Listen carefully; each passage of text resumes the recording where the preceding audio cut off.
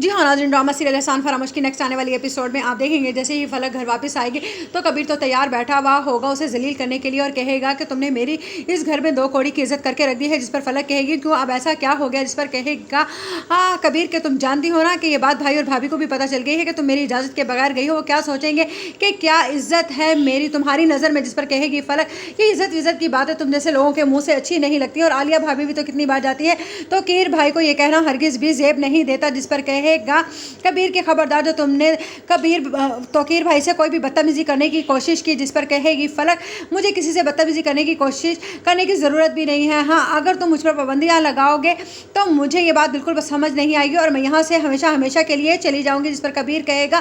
تمہیں جہاں جانا ہے جاؤ، اور اگر تم نے آئندہ سے شوٹنگ کرنے کی کوشش کی تو، جس پر کہے گی فلک کہ ہاں تمہاری اسی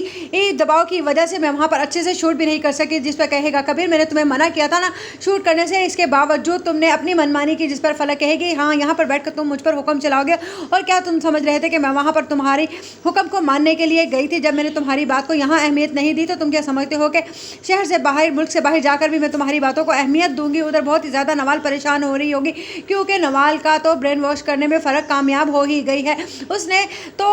نوال کے دل میں اور ذہن میں یہ ڈال ہی دیا ہے کہ حمزہ ہرگز اس کی بات نہیں مانے گا اور حمزہ اسے نیچا دکھانا چاہتا ہے، یہی بات نوال کے دماغ میں بار بار گھوم رہی ہے، لیکن صوفیہ بیگم چاہتی ہیں کہ نوال ان کی بات مانے اور فی الحال درگزر سے کام لے اور حمزہ سے